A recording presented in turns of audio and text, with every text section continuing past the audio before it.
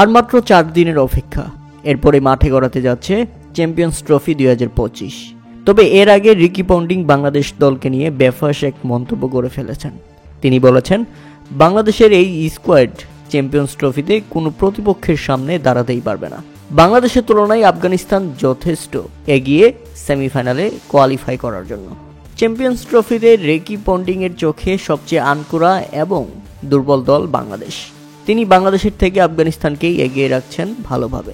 আর Australian এই কিংবদন্তির এমন মন্তব্যের পর এক প্রকার উত্তপ্ত বাংলাদেশের ক্রিকেট আঙ্গন।